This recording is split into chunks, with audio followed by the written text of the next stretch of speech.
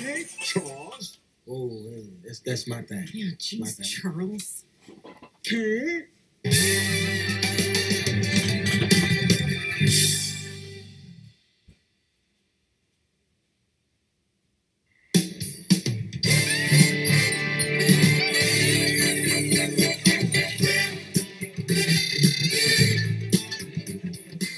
Oh, and then.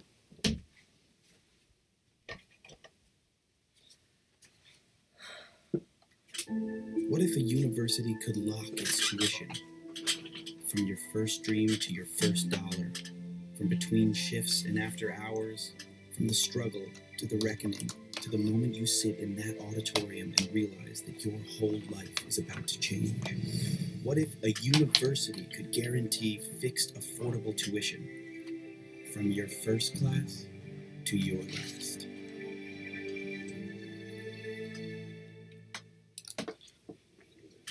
Man, this is the best retreat yet.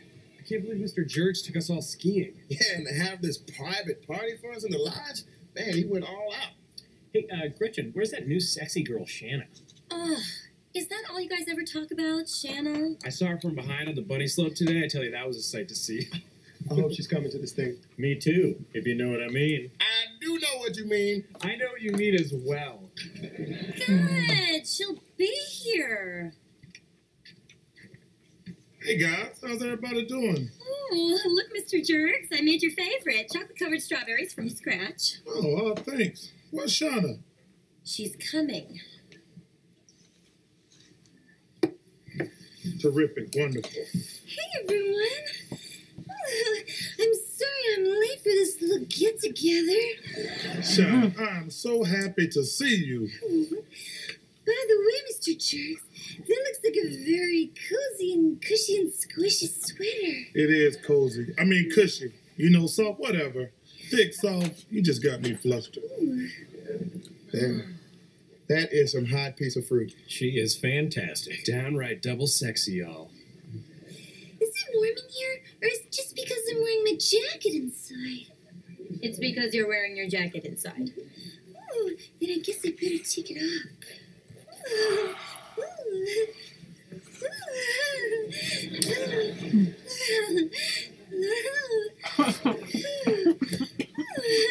Hubba.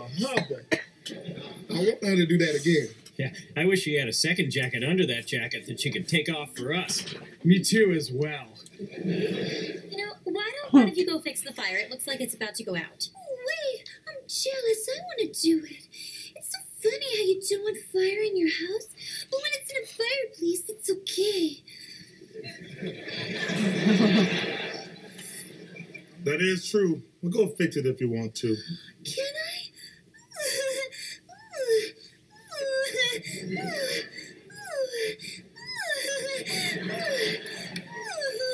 Sorry, guess I got a little excited there. Okay, here I go. Oh, this is going to be good.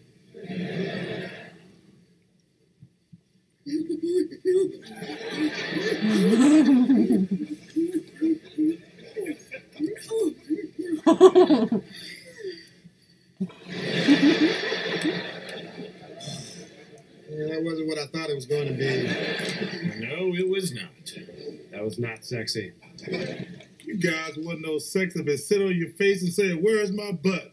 Ooh, hot chocolate. Oh, but there's too much whipped cream to take a sip. Lick it off. You can lick it off. Just lick it off. I better suck a little off the top. Oh, that's it.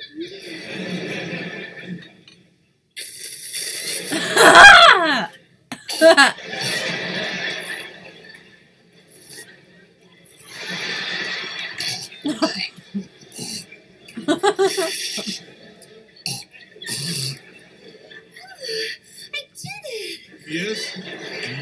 Yes, you did. Did she now?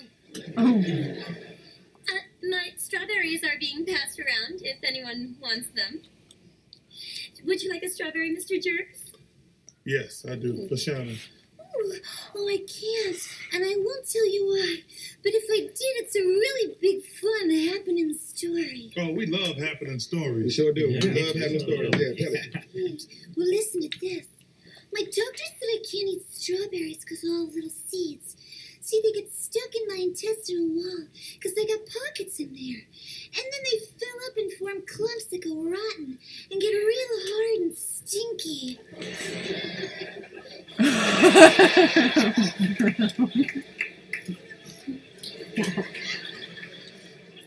I think I'm going to be sick.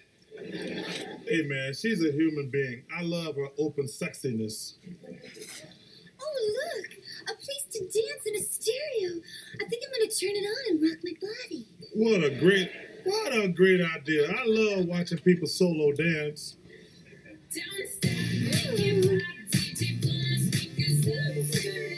right, now this is more like it.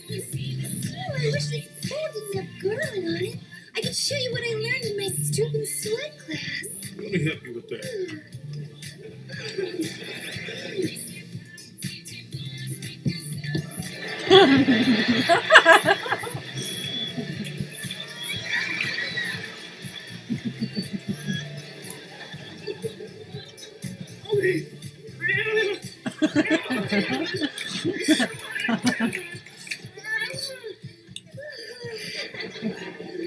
That was superior. Okay, I'm gonna go sit outside in the snow. Yeah, I'm going to go with you. Yeah, me too as well. Thanks a lot, Gretchen. Hey, take this with you. Shanna, you want me to run a snowmobile and we can ride around the lodge in circles? Well, I don't know what to say. And when I do know what to say, I giggle. Excuse me, it's not my laugh. You are a polished diamond. So are you. Oops, it's funny. I just realized a bunch of tiny little turds squeezed out when I did that last lift over. Oh, I pooped my ski pants. I turned it all inside my ski pants. That is a woman that could hold my interest for a long time.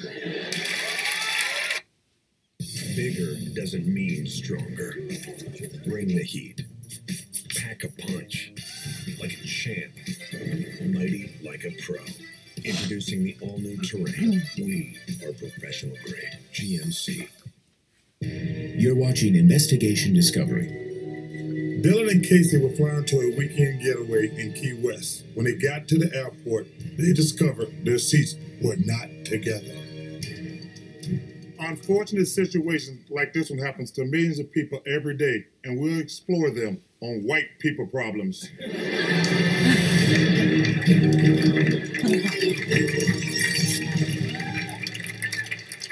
Let's start with Dylan and Casey.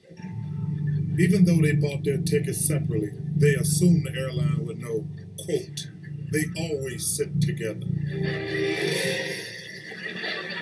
I'm joined by Rashad Everett, who was a Delta clerk on the scene. Rashad, were Dylan and Casey married, or he just hidden that?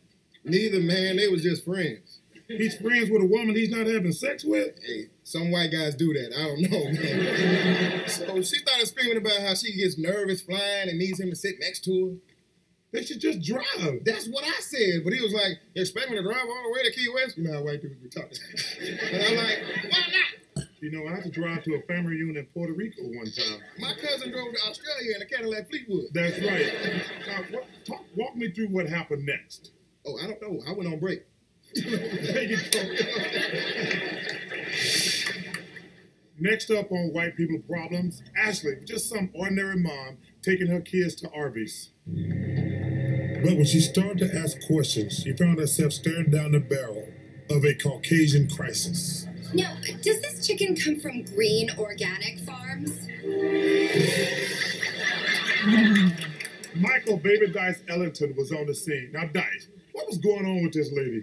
She wanted to know about the chicken. Like, was it delicious? No, she was like, is it chicken free range? Like, was it cooped up with other chickens, or did it have the freedom to come and go as it pleased? Oh, you said she was worried about that? This woman ever heard of slavery? I don't think so. Well, then what did she say?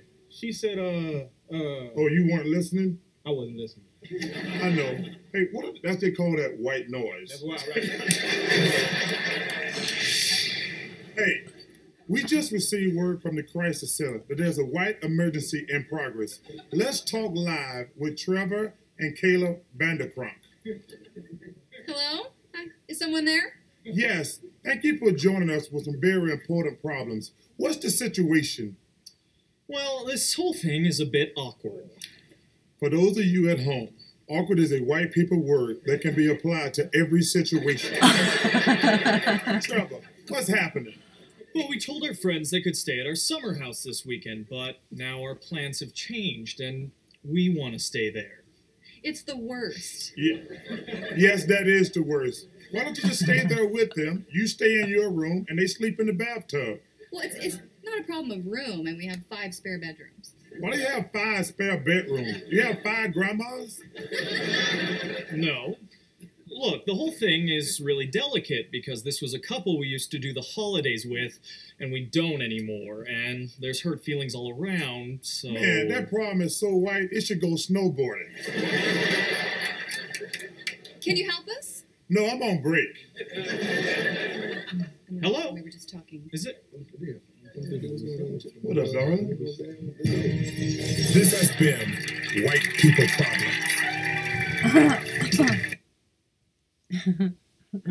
What if a university could lock its tuition from your first dream to your first... Welcome back to the Oscar profile of 12 Years a Slave. You know, what really brought the film to life were the masterful performances by our actors. But casting was a real challenge. Specifically, the smaller supporting roles. We needed those characters to be believable and authentic. So we sought out to discover raw talent through open calls. It was not always easy. Hi, I'm Todd Brunson. I'm reading for the part of Friendly Guy in Field. Actually, I'd love to hear you read for another role. Cool. How about we try out hostile slave owner? All right.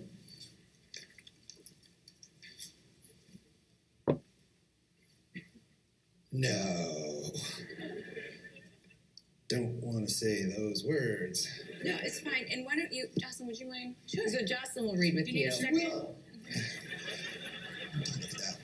you guys have any North parts? With dialogue this strong, we wanted actors that could really make the script their own. Sink their teeth into the role. Okay, Roger, now, it says in your resume that you have a strong improv background, so maybe let's try one where you go off script a little. Yeah. I don't know. Don't feel restricted by what's on the page. Just really go for it. Writing is so good, you know. This script feels airtight to me. I'd rather just trust this guy. Just go ahead. You have free reign, okay? Yeah, I don't feel like I do, though. Well, just give it a shot. Yeah. How's that? How's that? You silly bozos! Look at you. Whole lot of you. You're gonna find out I don't take too nicely to jerks! I could also... Oh, that's probably, I think we got it. I think we have a sense of what you can do. Yeah, thank you so much. Some actors auditioning came in with very clear ideas on what their characters would and would not do. You hear me? I mean it. Okay. You know, I like that take. I did. But I did feel like you were saying the lines to me.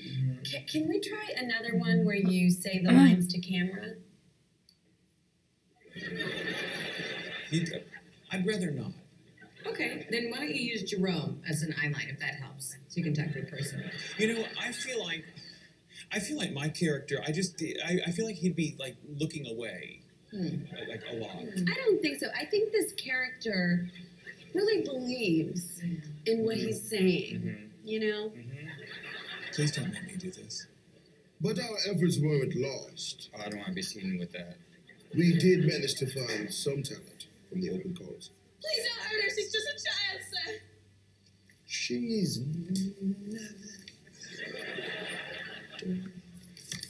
I remember there was this one actor who had exactly what we were looking for. You ain't nothing but a dog. You hear me, boy? You lower than a dog, and I mean it. Don't you hear me? Wow, that was amazing. You didn't even need the script. I mean... The script? What, you guys shooting a movie or something? Keep your eye on that camera, by the way. In the end, we made the film we wanted, and also found a lot of interesting talent in the process. Can you do a southern drawl? Sure, everyone can do a southern accent. How y'all doing today? Is it like a waffle?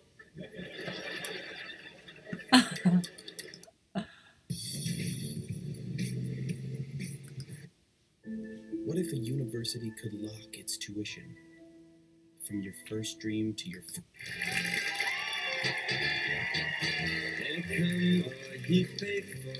Joyful and triumphant. It's official. Michael Bublé's Christmas is the #1 album in America.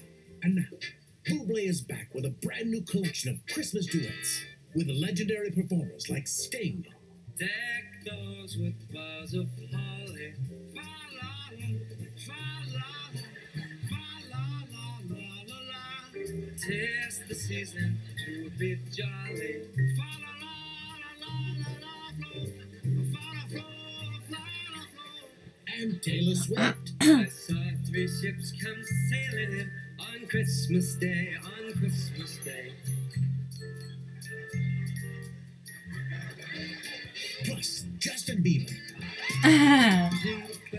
Jingle bells, jingle all the way. Chill out. And the always controversial M.I.A. Up on the rooftop, Quack, quack, quack. down through the chimney. With a special appearance by Russell Brand. Angels we have heard. Now, why would an angel want to get high? They wouldn't need to, would they? They're already in the clouds. That's kind of their thing. I once saw a man named Angel get high. We'd all be lucky to meet a man like Angel.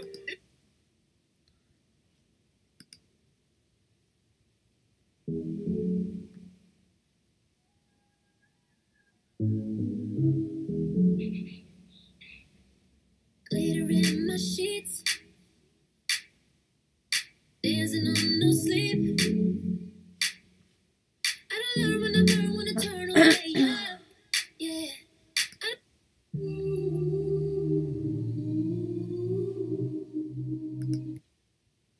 I've got so much fun stuff planned for the summer. I'm gonna meet up with my girls, get out of town, and go on a beach vacay. My secret is to lock in my look before I even get to the airport. I call it airport chic. I love this lightweight duster because it's multifunctional. I can wear it on the plane. It'll keep me warm. Oh, my shoes! I almost forgot my shoes!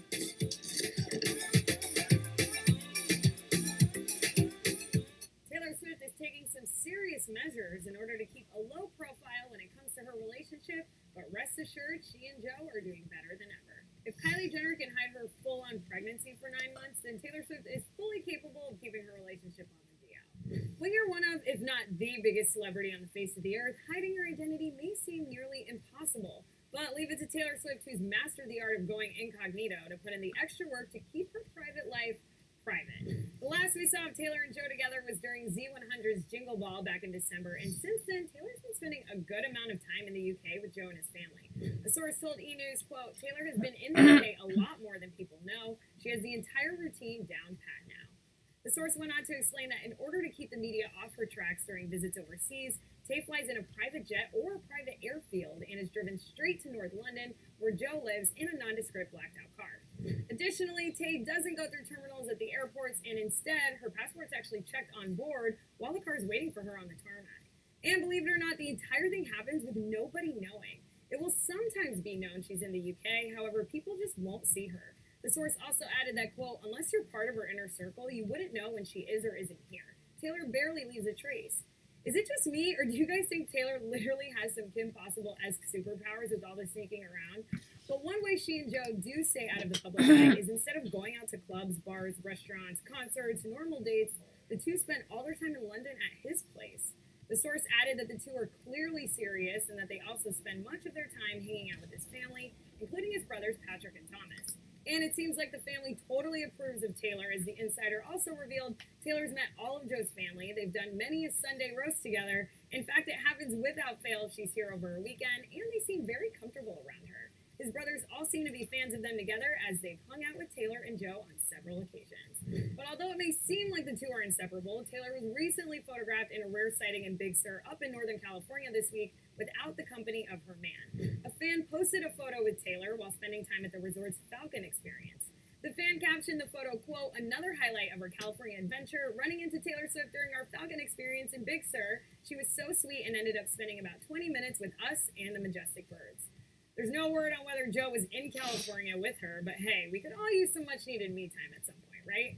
Right now, I want to hear from you guys. What are all your thoughts on Taylor's Justin Bieber turned 24 yesterday, and Selena Gomez made sure the world knew she was celebrating. March 1st is a special day, after all.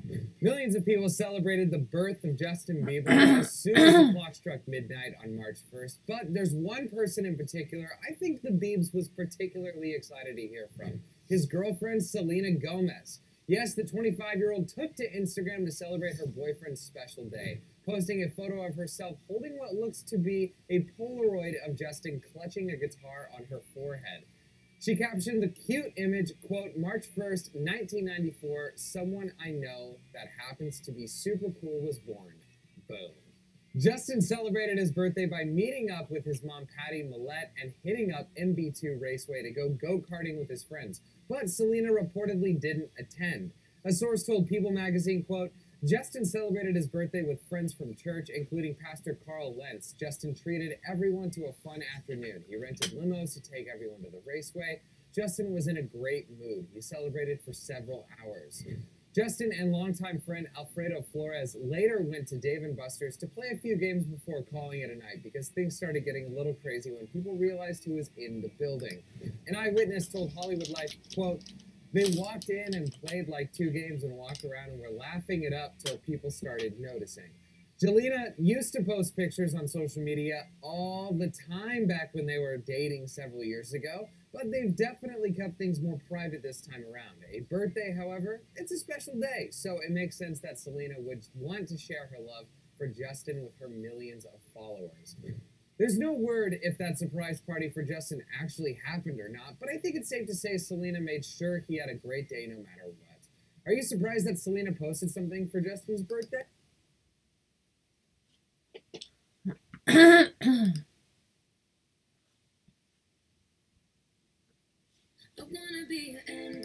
Taylor Swift thinks Joe Alwyn might be the one, plus her friend Todrick Hall says she's turned into Quasimodo for an ex.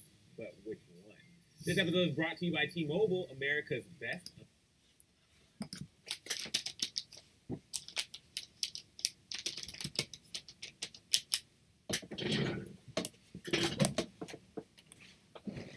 Ooh.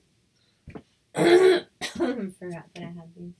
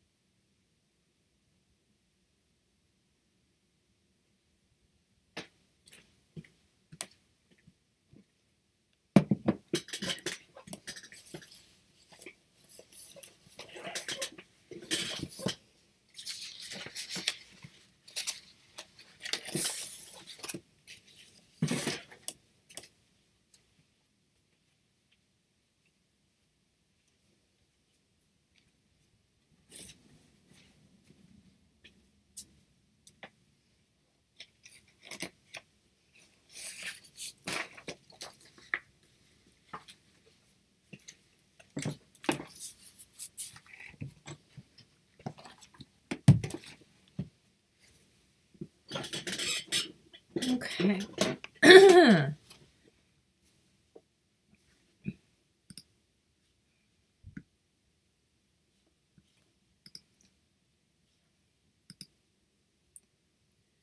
Hello and welcome to the Pinterest Lab. I'm Jenna Kutcher. I am so pumped up that you are here and ready to start using Pinterest to drive traffic. Now, I am really excited to lead you through these 3 modules so that you can understand, own, and implement your own Pinterest strategy. But we have to start at the very beginning when we're going to dive into what this all looks like. And we're going to start on Module 1, which is all about clarifying your client. I am so thrilled that you're here and that you're ready to learn about changing your Pinterest habits from an app that you personally use to the #1 traffic generator to your site in order to drive profits within your business. So, are you ready? That's the million-dollar question because we are about to get started. Now, we're going to kick things off by getting super clear on exactly who we are pinning for and what content they want to see from us so that we can bring valuable pins into Pinterest that focuses on serving our audience. So when we start to think about any new strategies within our business, it is so important that we understand who it is that we are trying to reach with these strategies. And when we talk about Pinterest, it is absolutely no different.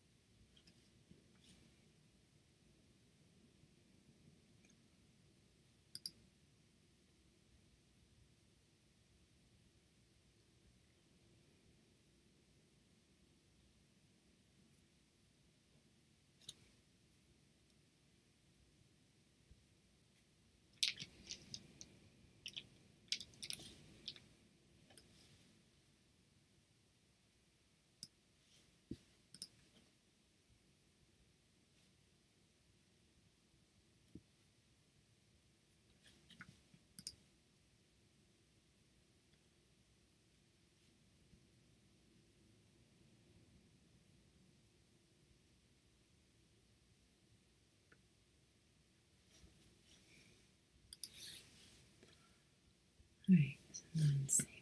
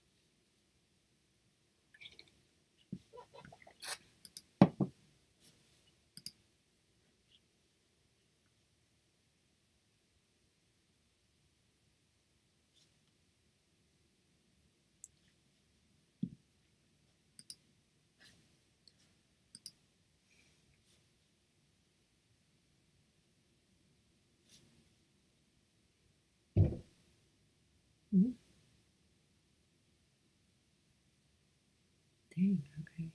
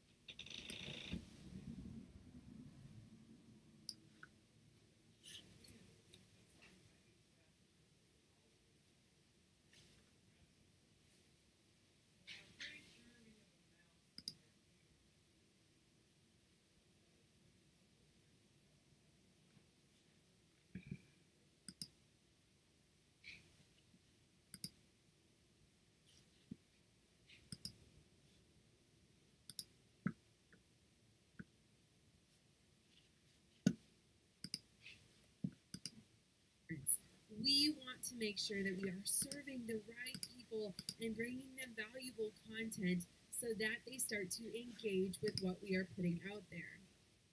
Now, we have to start all of this with shifting our mindset. So we have to start shifting our mindset from using the app personally, to pin your favorite recipes or outfits or home decor, into how can we use this app to serve our target audience.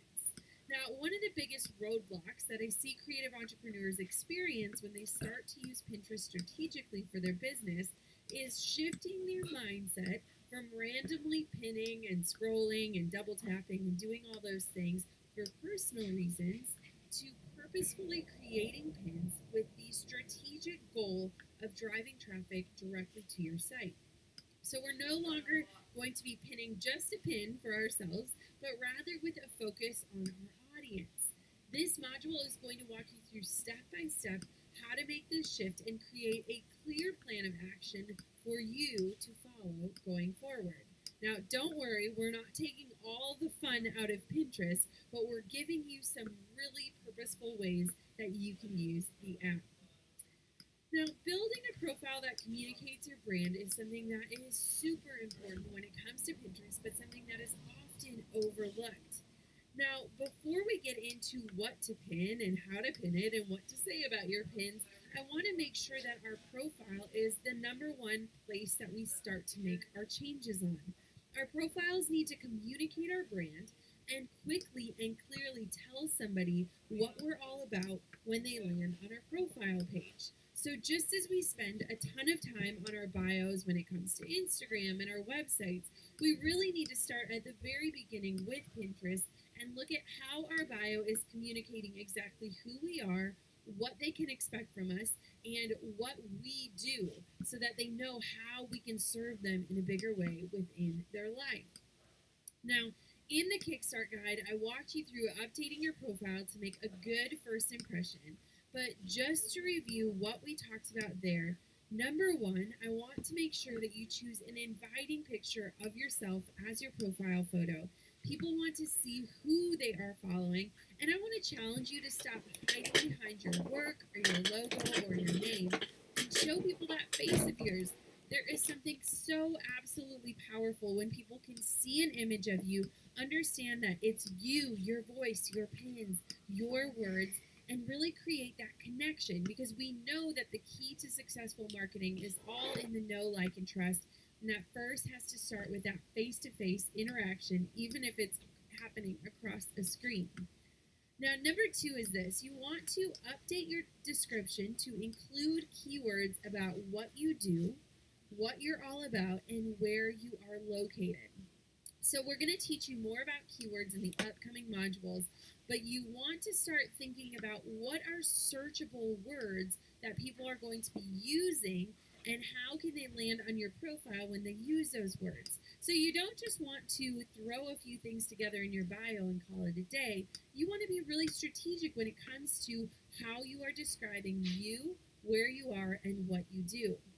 Now, #3 is you want to make sure that there is a call to action in your profile, inviting people to click through and learn more about you. Ideally, this would link to a place that would direct people to a freebie or your email sign-up form. We'll talk about this more in the next module if you're not quite there yet. But this call to action is something that wants to use strategy so that as people are clicking through and clicking off of the platform, we are taking them to a very specific place so that we can not just capture their attention, but capture their contact information. So let's dissect my profile as an example. So if you're like, okay, this all sounds good and well, but I'm not quite sure where to start, let's just look at mine and I'll kind of walk you through how it's set up and why we did things the way we did. So the first thing I want you to notice is that my profile image is a photo of me. It's not my logo, and I'm smiling and making eye contact right with the camera.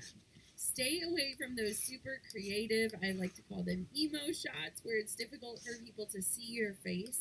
People want to see who they're interacting with online, and there is so much power in creating that eye contact and making it feel welcome and inviting.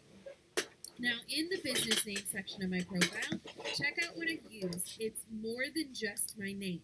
You want to give people an idea of what you're about quickly here, and try to use searchable words as well so that your profile shows up in search results. So I included photographer, educator, podcaster, and watercolor artist. Now, that's a mouthful. My business is very multifaceted, but I wanted for people to land on my page and for it to make sense. I wanted people to understand these are the things that I do and offer, and these are things that you'll find me pinning. Now, the final key piece in your profile is to include your location and a few sentences in the About Me section of your profile that briefly outlines what you do, who you do it for or who you're serving, and how you are able to help them, as well as a call to action that links back and invites them off of the platform to a specific page on your website. Now again, this would ideally be some sort of freebie that would allow you to capture their email address to continue the conversation once they've clicked away from your profile or website. But if you don't have this set up yet, don't worry. We're going to dive deeper into this in the Powerful Pinning Strategies module. So here's my About Me example. I say I teach entrepreneurs how to run successful and profitable businesses. Sign up for my Instagram growth guide, and I include a place for people to sign up for freebies. Now, like most profiles, you are limited to 160 characters in this section, so you want to make sure that you are brief and to the point, but that you're covering the most important information that is going to grab their attention and give you this overall picture of who you are, what you do, and who you serve. So let's dive into who you are pinning for so that we can intimately and confidently know who you're speaking to in your business. This is something a lot of small businesses struggle with, so I want us to spend some time talking about how to attract the right people into your business and repel the others. It's all about this game of attracting and repelling, and a lot of us talk about it, but it's honestly a very uncomfortable thing. But here's the thing, once you learn how to do this, and once you're very clear on who it is that you want to reach, repelling isn't as scary, because when you repel people, it makes more room for the right people. So, I want to talk about identifying who your clients is, the kind of people that you want to attract. I want for you to think through very specifically the kind of person that your product or your services helps. It's important to know your ideal follower, not just this generic idea of who it is that you're serving, but I want for you to really visualize who are they, what's their age, what do they love, what things are they drawn to, what inspires them, how do they like to be spoken to, where do they shop, what do they love, what are their hobbies, what are their dreams and fears and hopes, what motivates them in life. The more we know about them, the more we can dial into our pinning strategy to meet their needs. Now, when we talk about this and when we start to dive into these ideal client exercises, a lot of times people just feel lost. They say, Jenna, I just don't know who that ideal client is. And so I want to equip you with the tools so that you can take that broad, generalized idea of who it is that you want to serve and get super, super specific so that you can say and describe your ideal client as if you were speaking about a dear friend. Now, if you're struggling with this, I want for you to just take a minute and think back to maybe 3 of your favorite clients of all time. Or if you're just getting started, who would be your dream client? Like if you could reach out to anybody, who would that dream client be? And I want for you to specifically picture them when you're answering questions about your ideal clients. These are the kinds of people that make you excited about your job, that make your experience so much fun, and they're the reason why you're doing what you're doing. Start to look at the things that they might have in common with each other, whether it's brands that they follow, what's important to them, what are their pain points. Now, sometimes this exercise is easier when you're picturing a specific person in your mind.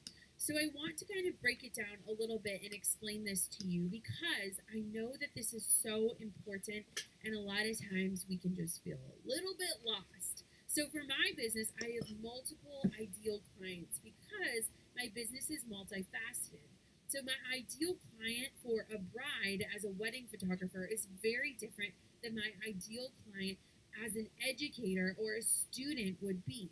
And so when I start to think about the divisions of my brand, I have multiple ideal clients that I'm serving.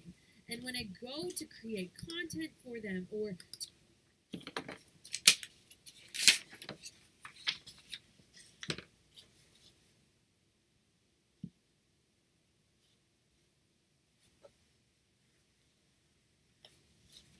to serve them in a new way, I'm always asking myself, what is it that they need? What are they searching for?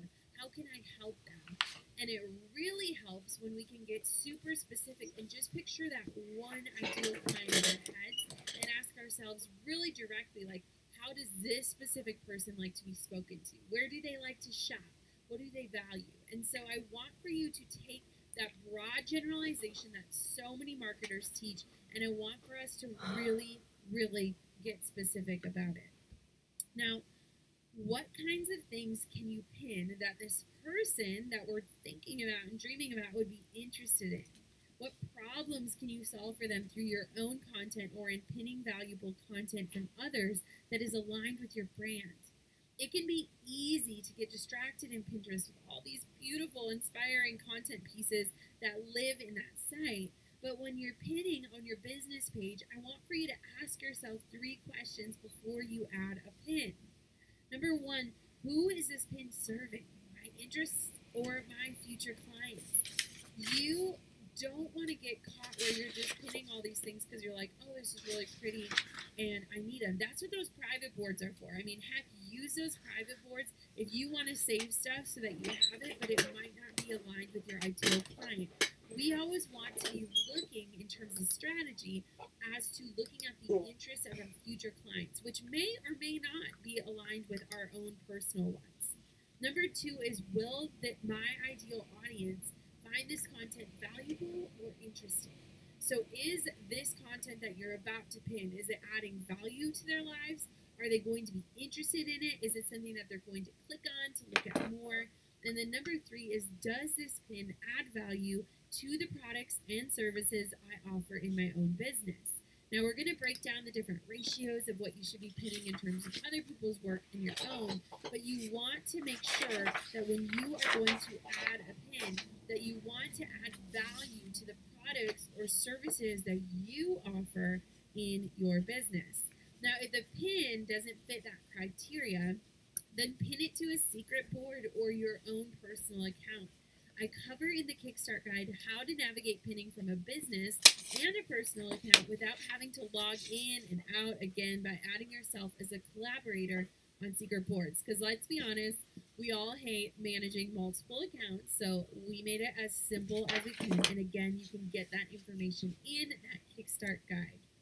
Now, we want to make sure we're not just pinning everything that we find interesting, but rather we become known for a few key areas that relate to the products or services we offer in our business, or that give a better understanding of our overall brand. So, why is this important? I want for you to think through this scenario, okay? Someone clicks through to your profile because of a new recipe you just pinned for dinner. But when they check out your page, they find your business has nothing to do with food or nutrition or meal planning. they'll likely click away and find someone whose sole focus is in the topics they were searching for and are interested in.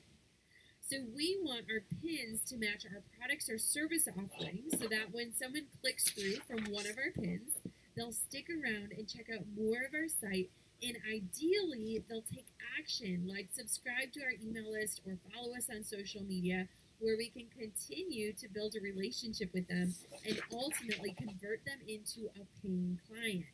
Now, our goal in using Pinterest for a business is not just to drive traffic, but to make sure we're attracting the right audience, the right traffic to our site so that we can convert them into engaged fans of our content. So I want for you to think about it, because this is something that I really struggled with, and I still struggle with it, because when you use Pinterest just for your own personal use, it's really easy to create all of these boards that might not have anything to do with your brand. Now, on the adverse side, you don't want Pinterest to just become this walking billboard for everything that you do. That's what your website is for. That's what your portfolio is for. And so when you start to think about, like, okay, what does this strategy look like? How can I implement it? How can I make it my own? I want for you to really start thinking about that ideal client with every step of the way. Again, the more laser focused you can be on who that is that you're serving, the more that you can quickly answer, does this serve them or does it not? Will they find this interesting or will they not?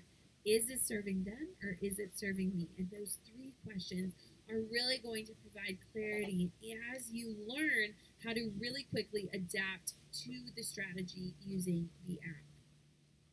So I want to talk about planning your boards. Now, let's brainstorm for a minute on what boards we should be showcasing on our Pinterest profile.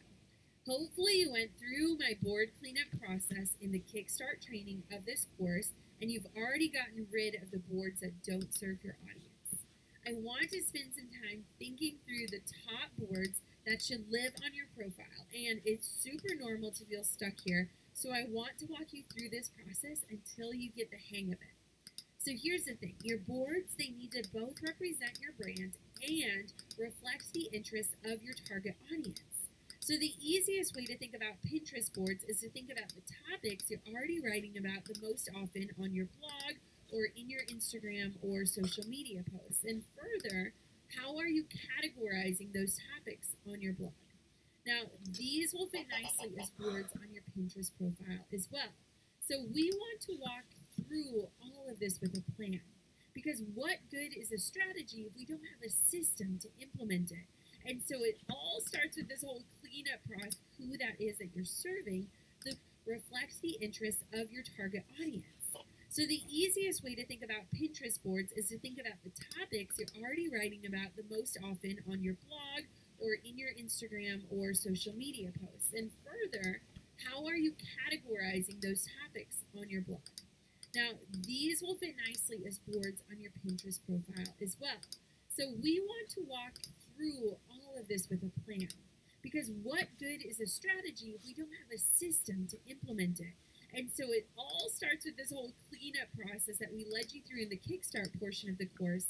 But if you're really struggling to say, okay, well, how do I know what's important? I want for you to think about the extensions of your brand, what kind of content you're already sharing, what your audience is already engaging with, and how you can separate those things so that you can create a place for all of that content to live while you're also adding value through other people's content. So for me, for example, the top boards would include my work, which includes wedding photography, engagement photography, watercolor art. I'd also have a board for my podcast, which is the Goal Digger podcast, where I coach creative small business owners. I'd also have a spot for tips for my photography clients on wedding planning, like coaching them on their timeline and inspiration for their wedding, or how to dress for their engagement session. I'd also have a board all about teaching creative small businesses in things like social media, pricing for profits, email marketing. And then lastly, since I run a brand, I want to have personal updates like buying our Hawaiian condo, or Drew quitting his job, or talking about body image, or our miscarriages, things that people know.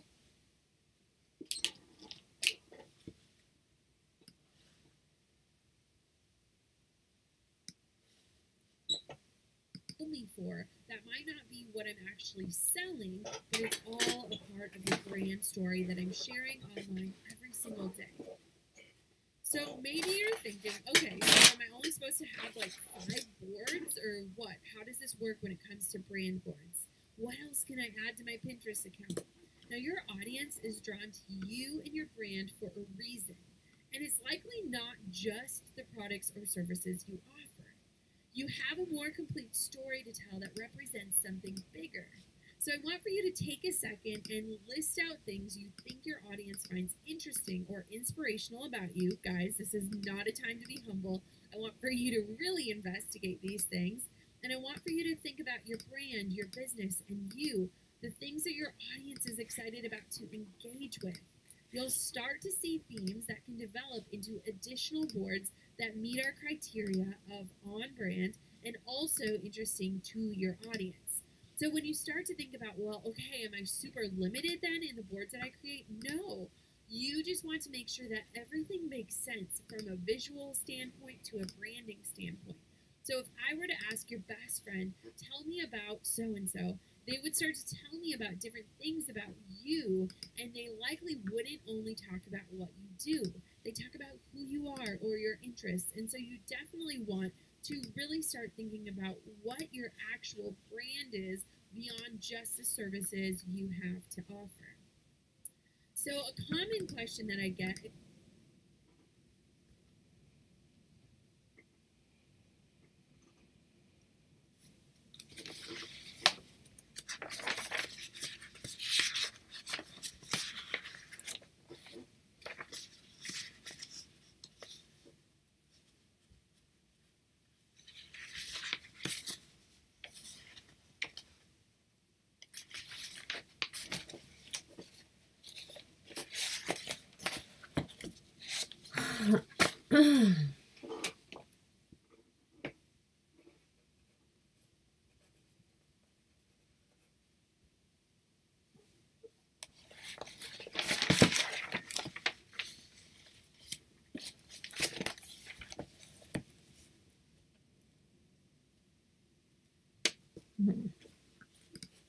is, well, how many boards should I have? And I want to caution you, like, let's start simple and get fancy later.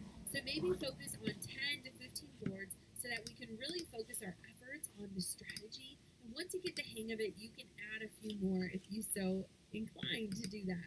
Now, the more boards you have, the more content you're going to have to curate. And we want to focus on quality over quantity when you're just starting out. So this doesn't necessarily apply to the number of pins. The goal is going to be to get as much content into Pinterest as possible, because the more pins you have, the more chances you have to show up in search results. But when it comes to the number of boards, I want you to limit them and focus on a smaller number of topics and categories that you can become known as an expert in, and really drill into your sweet spot of where your products, your services, and your expertise intersect with a problem or pain point your target client is experiencing. So like all things in life and in business, start simple, you can get fancy later, but let's try to keep it around 10 to 15, no more, as you're starting to implement the strategies we're teaching inside of the lab. So let's talk about how to name your boards. You want to keep board names simple so that they show up in search results. So think through what your target audience would be searching for in Pinterest and keep your board names to those words as much as possible. I know as creatives it's tempting to name our recipe board something like Get in My Tummy, or our style boards like Close Me Please. These may or may not have been my actual board names before we started using Pinterest strategically, so absolutely no judgment here, but this is not the place to be creative. No one is going to be searching for terms like that, and remember, our number one goal is to show up in search results, so any place that there is text on our Pinterest page, we want it to be searchable. So think about search engine optimization, how we're always talking about keywords, how people can find us. So instead of just saying, I do, as a wedding board title, you would want to say Wisconsin wedding inspiration, because I'm a Wisconsin wedding photographer. So instead of saying Get in My Tummy, it could be delicious recipes I want to make. Or Clothe Me Please could be outfit inspiration. Whatever that looks like, clearly I was way off in my strategy when I first started Pinterest and was only using it personally. But again, we want to put the strategy into motion. So anytime we are adding any words to Pinterest, it is serving a purpose. So next comes board description. So the next thing you'll have to fill in is the board description, which is often an overlooked part of a Pinterest strategy. But it is super important because when it's done correctly, it will entice somebody to hit follow. So this can be tricky because there is a 500 word limit, so you want to be concise, but you also need to include keywords so that your board shows up in search results and it piques your target audience's interest. Simple, right? So here are a few examples. Jenna Kutcher watercolor designs. Watercolor prints by Jenna Kutcher. Purchase framed art prints, mugs, phone cases, pillows, tote bags, stationery, cards, rugs, and more from Jenna Kutcher's print shop. Or for my podcast, we could have the board be titled The Gold Digger Podcast with Jenna Kutcher. Get it? So they can search Gold Digger, they can search podcast, and they can search my name. And then the description would say, welcome to the Gold Digger Podcast, the live workshop-style business podcast for creative girl bosses, so that you can train from the experts on how to dig in, do the work, and tackle your biggest goals along the way. Or, for example, marketing for photographers. The description could be marketing tips for photographers on how to run profitable photography businesses to fill your calendar with dream clients while working less by Jenna Kutcher. So we want to make sure that we can include as many keywords and also let people know here's what you can expect from this board, because we want to be very clear with our vision for that board so that as people choose to follow it, we are delivering on what they were expecting. Now, the next thing to consider is looking at your board covers from a visual perspective. You can change the cover to a pin of your own by choosing and clicking Edit on the board and then Change by the cover field. You can then change through the pins on each board and select a cover that is one of your own pins and has your brand colors and images. In the bonus section of the next module, I walk you through how to create share-worthy pin images, and the images you create will be the ones that you want to use for your board covers. I also include a branding guide to help you lay this out visually before working on updating each of your boards. So just make sure you drag your top pins to the beginning of each board so that your work shows up first when somebody arrives on it. Now this is a really cool way, just as you think about how you curate your Instagram grid. It's a way that you can really strategically get the right imagery, the right colors, the right brand showing as the covers of all the boards that you're creating. Better yet, you can show off your work so that it's the first pin people see so that you can take them to that strategic landing page where hopefully you can collect their information. So guess what? Now it's time.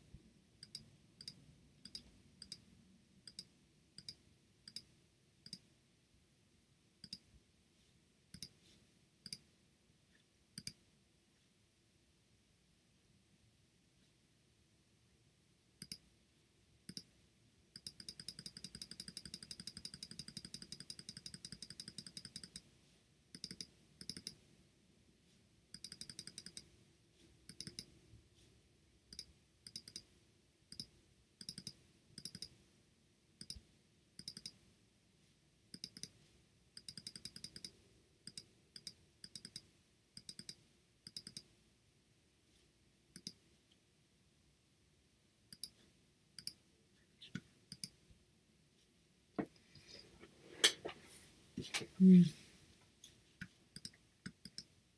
a visual perspective, you can change the cover to a pin of your own by choosing and clicking Edit on the board and then Change by the cover field. You can then change through the pins on each board and select a cover that is one of your own pins and has your brand colors and images. In the bonus section of the next module, I walk you through how to create share-worthy pin images, and the images you create will be the ones that you want to use for your board covers. I also include a branding guide to help you lay this out visually before working on updating each of your boards. So just make sure you drag your top pins to the beginning of each board so that your work shows up first when somebody arrives on it. Now this is a really cool way, just as you think to cover, that is one of your own pins and has your brand colors and images. In the bonus section of the next module, I walk you through how to create share-worthy pin images, and the images you create will be the ones that you want to use for your board covers. I also include a branding guide to help you lay this out visually before working on updating each of your boards. So just make sure you drag your top pins to the beginning of each board so that your work shows up first when somebody arrives on it. Now this is a really cool way, just as you think about how you curate your Instagram grid. It's a way that you can really strategically get the right imagery, the right colors, the right brand showing as the covers of all the boards that you're creating. Better yet, you can show off your work so that it's the first pin people see, so that you can take them to that strategic landing page where hopefully you can collect their information. So guess what? Now it's time to get pinning, the fun stuff, right? Make sure each of your boards has at least 20 pins and aim to get around 100 minimum. The good news here is that you can focus on one board at a time and add as many valuable pins as you can find at once. There was a time when we would need to slowly drip pins so that we wouldn't overwhelm our followers with 100 pins at once of certain content. But since Pinterest has implemented their smart feed, which is basically an algorithm, we can pin to our heart's content without the fear of overwhelm. Basically, the smart feed means that Pinterest shows the most valuable content based on an algorithm in your feed versus chronological order. I'll be showing you how to loop pins in a future module, meaning bringing pins back up in people's feeds and repinning your own content. But for now, I just want you to get the content in your profile. Remember from the Kickstart guide that you can reorder pins so you can make sure that your own pins are towards the top of each of your boards. So just like it happened with Instagram, Pinterest went from a chronological feed, which meant it was just showing everything at the time it was posted, to an algorithm, which makes it super user-friendly, which also means that you can be even more gangbusters when you go to create these boards.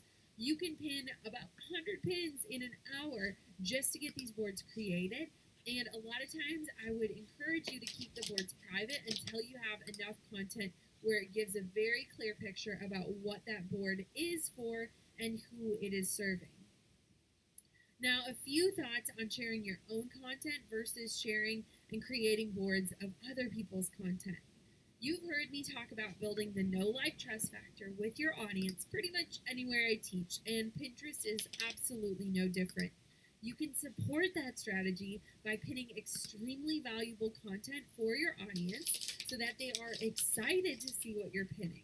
Now, I like to follow the 80-20 rule by pinning 80% of other people's content and 20% of my own. The good news is, like I said, we're going to teach you how to loop your own pins so that you can make sure your content is always getting repinned and shared again so it's at the top of other people's feeds. But this is a really cool opportunity to share other content that your audience is still going to find value. One of the biggest mistakes I see people make is that they just pin their own content and their following is super stagnant because people don't see just their content as valuable, and it's not likely showing up in their feed as much as it would if they were sharing a plethora of content from different sources. Now, it's important that we pin our own work for inspiration, but you can pin other businesses to your boards, like local vendors you support, your favorite brands for styling outfits for sessions, and so on.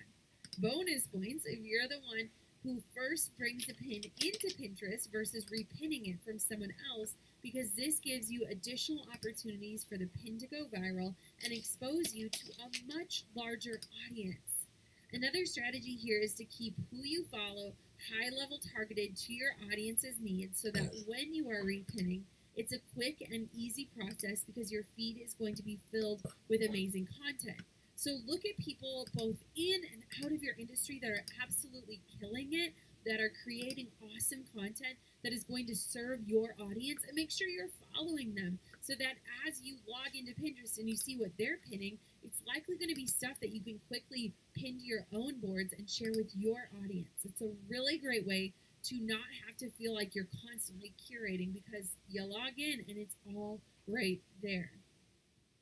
Now, when you partner blog content with viral pins, it gives you this editorial calendar strategy. So let's dig deeper into what that 20% of your own content that you'll be pinning from your own blog is going to look like. To do this, you need to infuse Pinterest into your overall editorial calendar strategy by creating viral posts on your blog and then pinning those posts to the boards we've created.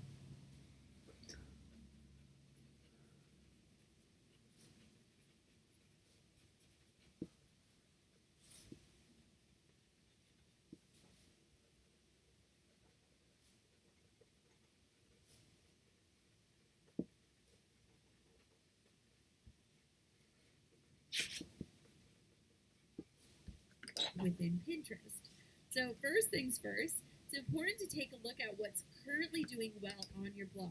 So every month, Caitlin emails me and she'll send me what my top 10 posts on my blog are for that month, and then we use that information to drive any new content I'm creating.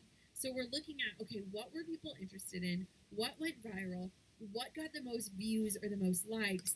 And then how can we continue to share and drive traffic to those 10 posts? So knowing what people are most drawn to is key in determining the future direction. We'll dive deeper into how to do this in the analytics module of this course, but keep in mind that your Pinterest and your blog content strategy really truly go hand in hand.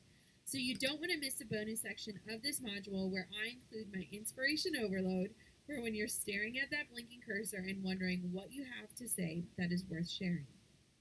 So, what types of posts perform best on Pinterest? I'll shortcut your learning curve here just a bit and share the types of posts that do well on Pinterest to get you thinking about content you can create for your very own profile. Detailed how-to posts with step-by-step instructions on how to do something. Freebies that offer valuable content someone can download by entering their email address. Posts that list out top or favorites of something. Example, my articles that have done well here are 5 marketing mistakes we keep on making, or 5 things that no one tells you about miscarriage. And finally, inspirational, beautiful photos do very well in Pinterest, obviously because of its visual nature. Posts that list out top or favorites of something. Example, my articles that have done well here are 5 marketing mistakes we keep on making, or 5 things that no one tells you about miscarriage.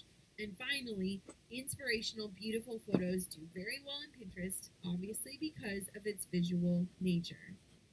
So that is a wrap for Module 1. Next step in Module 2, we'll be talking about the powerful pinning strategies to grow your account and traffic. I'm so excited. You are about to implement some really big things, some simple tweaks that are really going to get your Pinterest strategy up and running so that we can start driving those traffic and driving profits into your business. I will see you in Module number 2.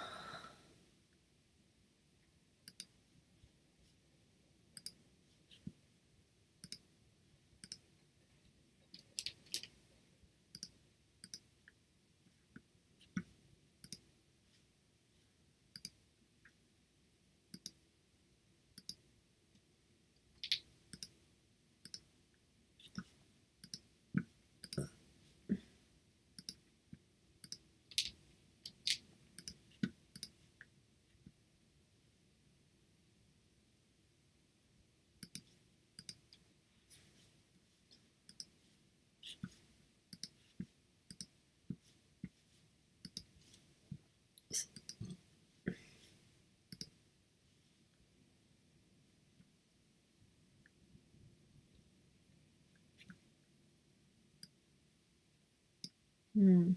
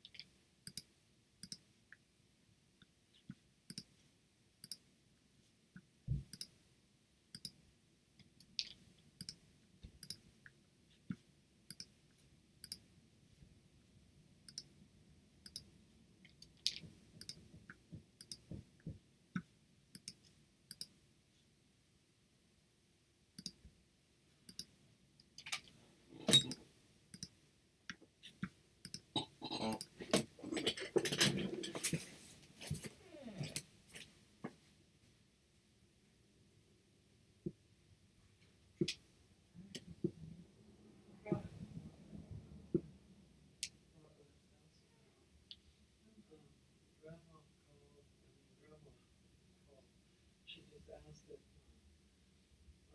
she was wondering if you could come over sometime and help her reach a couple things in the kitchen. No, we didn't reach it, but she wanted to ask. She wanted to ask me. She just wants you. It's not an emergency or anything.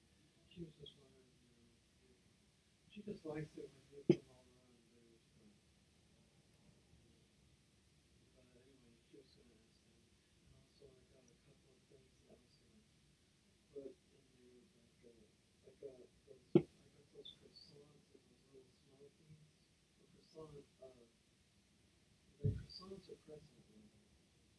Anyway, right, I got those with the little smokies, and then I got a couple of those monopoly things. So that's the. Is the door open? Yeah, I brought the back door. You want to go? I don't know. Well, right now we're doing something. Yeah. Generator. I bought this.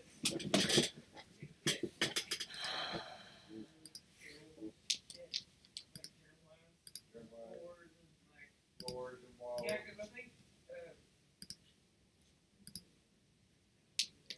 I'm not planning on going right. I know you put so much water, but it's.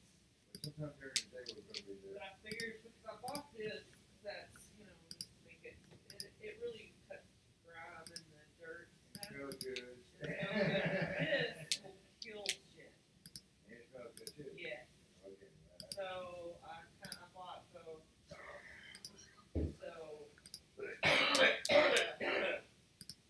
we could get, just to kill the dirt, whatever is going on, maybe cracks and crevices and places that Yeah, there's a lot of. floor, from a certain point down there, the floor and that I hear you. thought, and then this, so that way.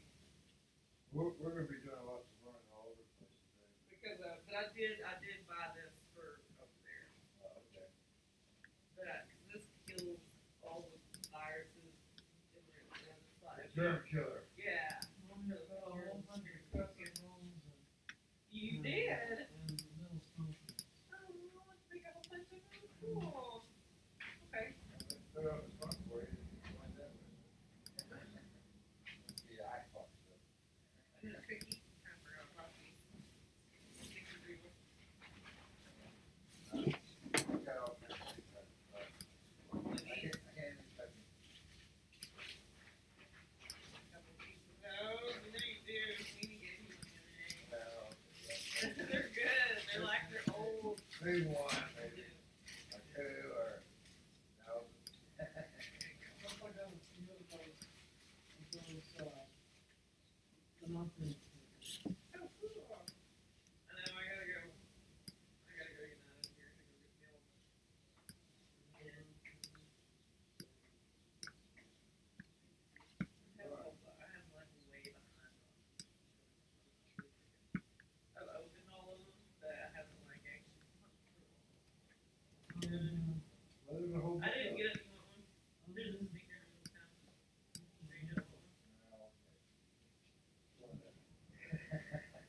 Well, I bought some the other day, and yes, I had some, but I'm not foods are chewy, but they're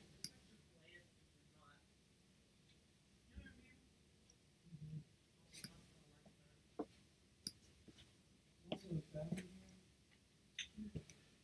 Hey. Oh, kind of slow getting around, but I'm getting around. Your brother's even slower getting around. He's still in his camper, all banged up from going out and drinking. Oh no. I wonder if he's going to notice the difference. Let's see, this is before you went drinking, this is after you went drinking, so you compare the two. Which one do you want to live with? And you say, I want to drink. More than likely what I hear from him, but but he's slowing down a little bit. Oh yeah? Oh yeah. I don't know what happened. He probably was wrestling or somebody cracked his ribs or something or other. That's what happens when you drink and communicate with people. Oh. He's all Weird. banged up. Huh. Well, that's just strange. Yeah, I mean, we put ice bandage around him and hot pack and cold pack. Sooner or later, we'll figure out the right thing for him. Yeah. Best thing I think is stay away from fire water. Fire water. That's what I call alcohol. Fire water. Really? Indians ain't supposed to have fire water. There's a reason for that. Huh. And what's that? Nobody likes them when they drink fire water. And they're no fun to be around. No, is it? Wait, You're drinking? Well, go away. Here. If you're drinking, go away. We don't want you if you're drinking. If you're not drinking, stay here. Oh my gosh. It's always something, man. Well, maybe it isn't always something. Just when I was needing to be in one piece where I could start moving my stuff around. Oh, yeah? He's always laid up or something. Aw. Have to find some strangers to do it. Oh. Oh, did your mom tell you about Grandma? Yes. Okay. I need to finish this. And if you're up to it, that's fine. If you're not up to it, Well, I am. it's fine too. It's you know. just, it comes right in the middle of the day. She was just talking about wanting to get a hold of you. Yeah. She wants somebody that can reach up high. I don't know. There's all these other tall people around. I can help her Why for a few hours. Well, I do owe her money, so I mean. Why don't she call anybody else to come over and do it? Somebody else is tall. She didn't ask me. Of course, then again, I probably wouldn't be able to do the stuff that she wants done too. So. Yeah. Yeah. All this too will pass though. Well, it's just a matter of like things coming right in the middle of when I'm doing something productive, trying to be productive, but. Oh, this will work out.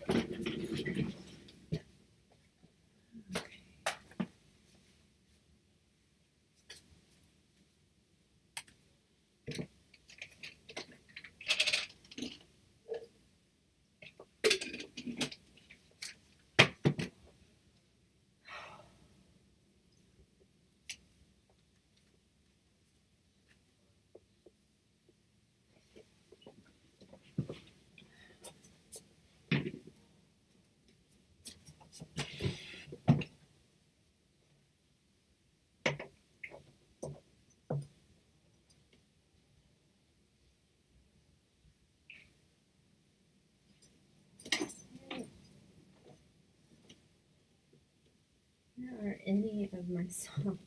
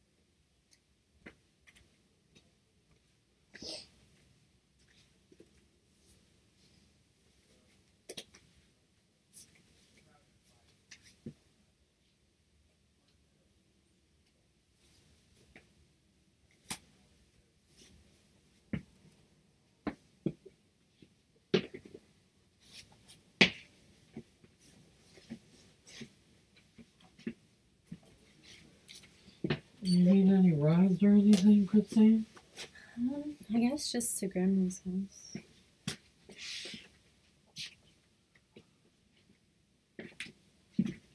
Not really doing anything else today.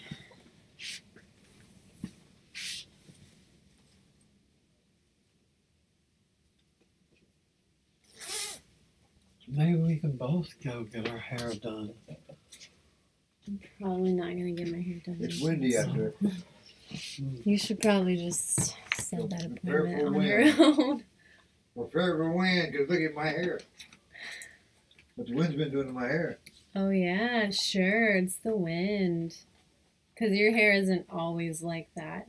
Now, when it gets a little longer, it has a little weight and it can hold itself down, but right now it's not holding down real well. That's the way it is about bald-headed people. They can't control their hair. Okay. I guess. Just gonna turn this